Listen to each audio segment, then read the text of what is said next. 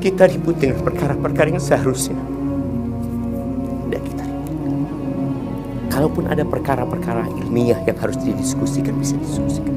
Sedangkan kita ketika ceramah, ya, ketika Anda menyampaikan ceramah, tujuannya mengajak orang kembali kepada agamanya. Apa tujuan lain? Gak ada sebenarnya. Dan harapan kita memang kita bareng-bareng bersama semua ormas yang ada, bersama semua yayasan yang ada, semua ustadz yang ada. Bagaimana mengajak umat itu kembali kepada agamanya. Insya Allah kita bisa mengajak umat bareng-bareng menuju kepada Allah SWT, menuju kepada agamanya. Ini loh agama yang Nabi SAW dulu sampaikan. Kalaupun ada yang tidak suka, wajar lah. Karena kita nggak mungkin bisa membuat semua orang suka sama kita. Nggak mungkin. Nabi aja alaihissalatu wassalam dilemparin batu. Diusir dari kota, dari Mekah, dari kota yang paling dicinta, diusir. Tapi apakah beliau berhenti? Ya enggak. Tadi bumi Allah ini luas gitu. Kalaupun mungkin kita di tempat ini nggak diterima, mungkin di tempat lain ada. Mohon untuk menghadiri ya, ini masjid. Mohon kita menghadiri. Ini masjid Pak, ya. Ini masjid. Mohon bahwa kajian pada hari ini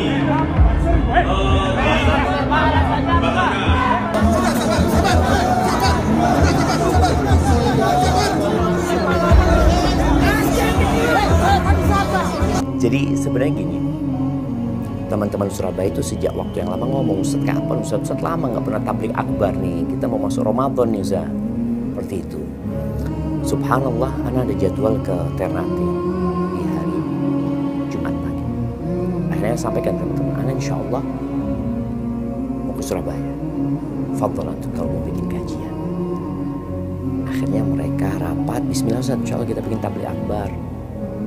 Dan akhirnya sudah, ketika mereka menyampaikan itu, anak siap. Temanya juga sudah dibuat ya. Mereka berkaitan dengan hari akhir, ya, hari pembalasan. Ya. Tujuannya ya untuk memberikan semangat teman-teman memasuki bulan Ramadan. Dan ketika mereka mengatakan insya Allah tabligh akbarnya di Masjid Salam, anak berpikir insya Allah nggak ada masalah karena udah berulang kali kajian di situ. Ada masalah gitu loh. Sudah bismillah. Cuma sehari sebelumnya akhirnya anak dapat kiriman surat yang dilayangkan oleh saudara-saudara kita dari Ansor Bapak Sadari. Iya. GP Ansor itu anak dapatnya bukan dari teman-teman panitia malah. Dari salah satu ustadz di Jakarta. Dia kirim ke anak. Nah, dalam hati anak, insya Allah mudah-mudahan bisa dikomunikasikan, insya Allah bisa lanjut. Akhirnya anak tanya sama teman-teman saudara, gimana? Insya Allah Ustaz, aman Ustaz, seperti itu. Sebenarnya kalau nggak jadi pun ya nggak apa-apa, mau gimana kalau memang nggak bisa dilaksanakan. Dapat informasi, kata mereka insya Allah nggak apa-apa, tapi Ustaz nggak boleh nyampaikan ini itu macam-macam lah. Nah, bismillah lah, kita memang akan membahas tentang hari kiamat. Jadi teman-teman di Surabaya nyampaikan Ustaz nanti sebelum ke masjid kita mampir ke rumahnya ketua yayasan, kata dia. Oh bismillah, kita sampai ke rumah ketua yayasan, disitulah dia sampaikan bahwasanya nggak bisa caranya.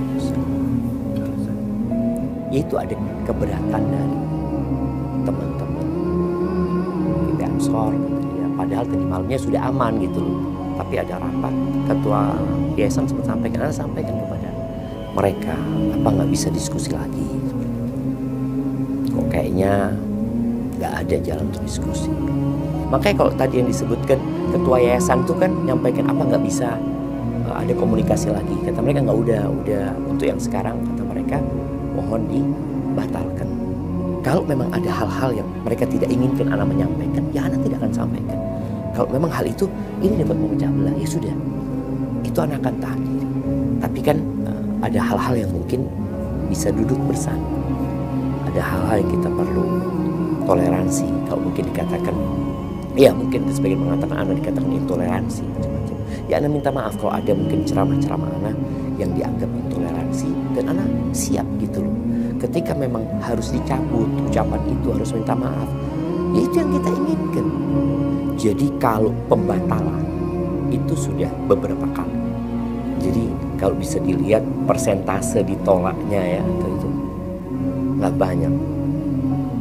Artinya anak berbaik sangka, kebanyakan saudara-saudara gitu nerima sebenarnya dengan perbedaan yang ada, nerima. Sehingga mereka anak ceramah di mana-mana juga nggak ada masalah gitu. Dan di Surabaya, di tempat yang anak dibatalkan sendiri itu pun udah berulang kali sebenarnya. Karena selama ini nggak ada masalah. Tahu-tahu kok jadi ada masalah. Karena kan saudara-saudara kita dari Ansor melihat ini kok masih ramai masjid ini.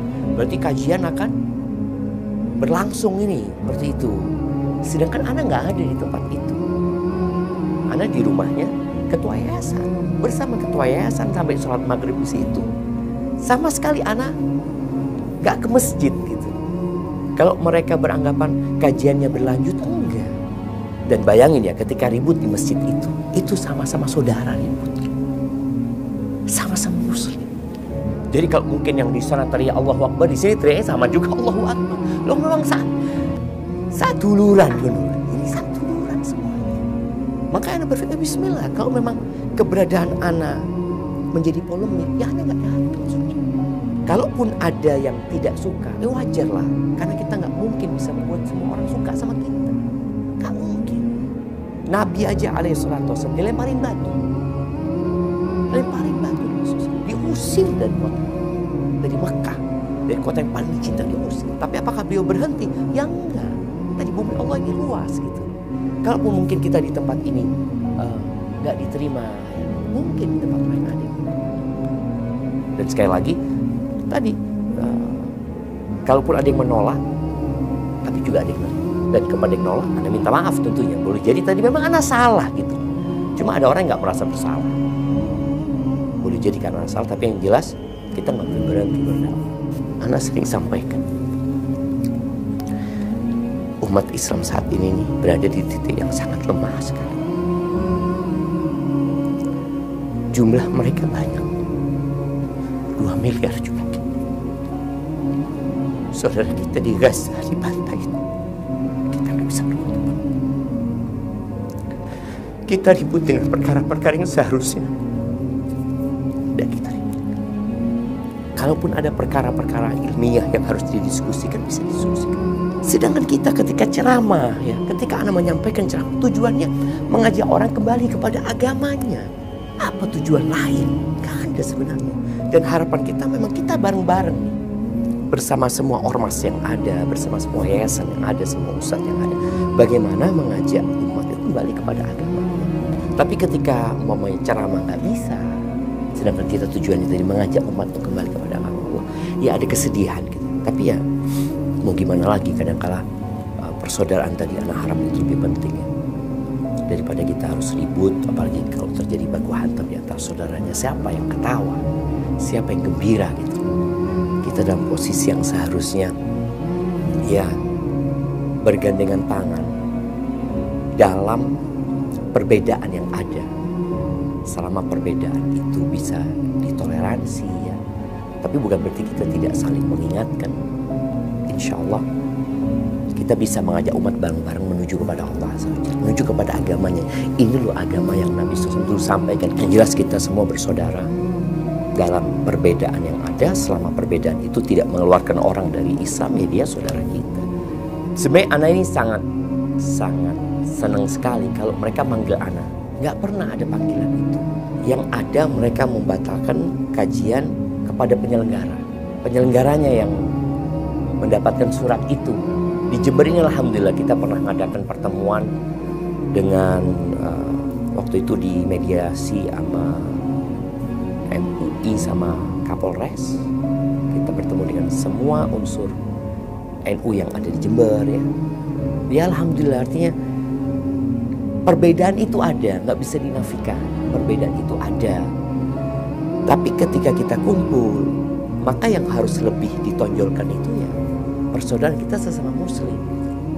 Dan alhamdulillah bisa disebut STDI kita punya kampus di sini ya. Alhamdulillah sejak tahun 2007 ya, 2010 dapat izin sampai sekarang pun diterima di masyarakat. Yang mungkin awal-awal mereka nggak paham ya, dilihat yang botonnya aliran apa ya. Sampai anak pernah khutbah nikah di Jember ini. ketika khutbah nikah, saudaranya apa? Sahabatnya ayah ngomong dia sama ayah anak, "Pris," kata dia, "tadi orang-orang ketika ngelihat anak ini ceramah, lu ini teroris tekondi." Jadi ada yang memframing ke sana sehingga orang yang nggak paham kan jadi benci. Tapi karena dianggap dia itu memiliki pemahaman yang menyimpang, dikatakan kalau sholat masjidnya dicuci, ada isu-isu yang beredar yang sebenarnya tidak benar gitu. Ketika dikonfirmasi, sebenarnya nggak ada masalah. Jadi sebenarnya kembali kepada apa sih definisi dari radikal, teroris, umpamanya. Kalau HTI mungkin jelas ya, sebuah ormas yang mungkin di Indonesia sudah dilarang. Yang jelas anak tidak ada hubungan apa-apa dengan HTI. Kalau bicara radikal dan teroris, mungkin gara-gara framing yang diberikan kepada jenggot dan cingkrang. Dan ketika anak membaca, kenapa orang jadi radikal? Ini analisa dari orang-orang barat. Salah satunya itu karena belajar agama terlalu dalam. Akhirnya orang jadi takut belajar agama. Karena takut jadi radikal. Padahal yang jadi radikal dan teroris itu biasanya yang belajar agama sepotong-potong. Kalau bicara apa yang dikhawatirkan oleh mereka, sebenarnya Ana juga nggak terlalu memahami. Kalau mereka menyampaikan ceramah Ana itu provokatif ya. Kemudian di situ ada ujaran kebencian. Mungkin di beberapa surat itu ada. Karena Ana dibatalkan bukan hanya di Surabaya, pernah di tempat lain seperti itu. Ada apa yang disebutkan ya memecah belah. Kemudian tapi yang jelas mereka tidak menginginkan keberatan itu karena ya boleh disebut anak ini nggak baik lah dari sisi penyampaian mungkin ya. Mungkin ketika membahas tentang perbedaan. Tapi yang jelas anak dulu pernah berbuat salah ketika anak masih kuliah di Medina. Ketika anak pulang dari Medina itu 2013 anak mulai ceramah di mana-mana. Sempat ada penolakan di Malang waktu itu. Mereka nolak, akhirnya kita adakan rapat, anak hadir juga. Anak sampaikan, anak minta maaf. Artinya memang anak salah, anak sampaikan, anak salah, anak minta maaf. Dan siapa sih yang tidak berbuat salah ya ketika kita salah ucap. Artinya alhamdulillah masalah-masalah yang dipermasalahkan itu udah clear gitu loh. Sehingga anak pun berusaha untuk lebih bijak lagi menyampaikan ya. Kalaupun kadang-kala ada kata-kata anak yang kurang baik, ya alhamdulillah teguran dari teman-teman itu juga masuk, akhirnya anak memperbaiki hal itu. Kalau secara tulisan yang mereka khawatirkan itu keberadaan anak itu, ya seperti yang di surat itulah. Iya, disebutkan di sini ceramah bersifat provokatif dan adu domba. Ini sih kalau dilihat dari surat yang mereka sampaikan. Kemudian mungkin ada di surat yang sebelumnya itu ada tuduhan radikal ya atau macam-macam. Ya sebenarnya apa yang ditulis sama teman-teman kita itu sama saudara-saudara kita itu menjadi bahan renungan buat apakah anak seperti itu. Ya mau nggak mau kita harus memperbaiki. Seorang muslim itu bukan orang yang suka berbuat salah kemudian ngeyel gitu. Walaupun salah nggak apa-apa sudah. Yang penting itu pendapat anak. Enggak, kalau kita salah kita harus perbaiki. Cuma yang anak herankan tadi sebelumnya kajian di situ nggak ada masalah. Dan kalau memang menimbulkan adu domba keributan, sekali lagi Anda minta maaf lagi kalau ternyata setelah anak ceramah warga sana jadi ribut, jadi berantem gitu ya. Seperti makanya minta maaf kalau memang itu terjadi. Tapi selama ini ya mungkin Anda tidak merasakan, mungkin mereka yang merasakan. Ya manusia kadang-kadang salah ngomong gitu. Kalau salah ngomong ya pintunya adalah minta maaf, selesai sebenarnya. Dan membuka pintu maaf itu adalah salah satu sifat seorang muslim. Maka harapannya ya kita lebih dekat lagi. Dan kalau bisa disampaikan anak hidup di Jember ya, Ana hidup bermasyarakat di Jember, tetangga-tetangga kita ya dari teman-teman Nahdlatul Ulama ya. Ana berjalan kumpul sama mereka, walaupun kita mungkin tidak mengikuti kegiatan-kegiatan yang mungkin nggak sepaham, tapi kita tetap saling menghargai, saling menghormati. Karena ya, sesama Muslim kita ini, maka kita kan terus belajar. Artinya ketika mereka memberikan masukan, ya kita pelajarin. Kalau kayaknya enggak, kayaknya buat anak tetap yang lebih kuat pendapat yang ini. Anak rasa itu yang seharusnya lebih diutamakan, dan itu sudah terjadi. Yang terjadi di Surabaya itu sebenarnya nggak terjadi di banyak tempat, enggak gitu loh. Allah itu mengatakan, Alladzi khalaqal mauta wal hayata. Dialah Allah yang menciptakan kematian dan kehidupan. Apa tujuannya? Liyabluwakum ayyukum ahsanu amal. Untuk menguji siapa di antara kalian yang paling baik amalannya. Gitu. Dan di antara cara kita menjadi lebih baik itu adalah mendengarkan kritikan dari orang lain. Itu insya Allah kita akan jadi lebih baik. Tapi kalau kita nggak mau dikritik, ya kita merasa paling benar, ya kita nggak akan pernah jadi orang benar sebenarnya. Jadi sekotor apapun kita, ya kita yang harus membersihkan diri. Allah itu maha menerima tobat. Tapi manusia itu bakhil. Jadi bedanya manusia, ya manusia memang sama Allah. Allah itu Tuhan, Allah itu pencipta. Kita berbuat salah sama Allah pagi ini, siang nanti ulangi, besok kita ulangi. Bulan ini full dosa kita lakukan. Terus kita datang sama Allah, ya Allah aku minta maaf. Apa kata Allah? Aku maafkan. Besok kita berbuat dosa lagi, kita ya Allah aku minta maaf ya Allah, aku maafkan.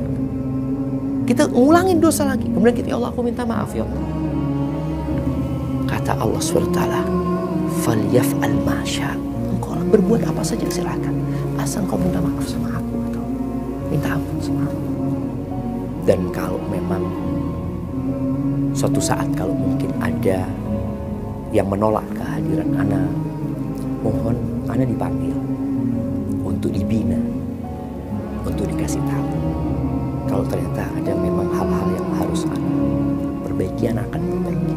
Tapi kalau ternyata ada perkara-perkara yang memang ada ruang untuk beda pendapat, disinilah kita saling menghormati, saling menghargai. Jadi jangan sampai Islamnya ini rusak gara-gara masalah-masalah yang memang ada ruang untuk berbeda pendapat.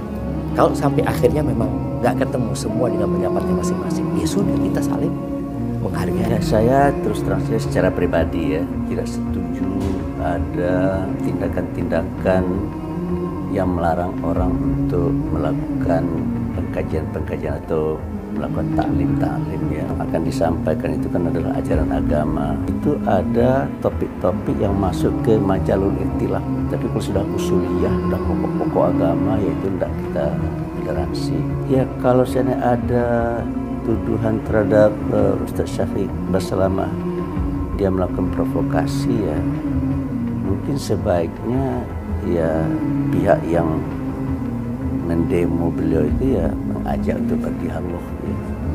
Kata kita kan mengembangkan Islam wasatiyah, Islam yang moderat ya.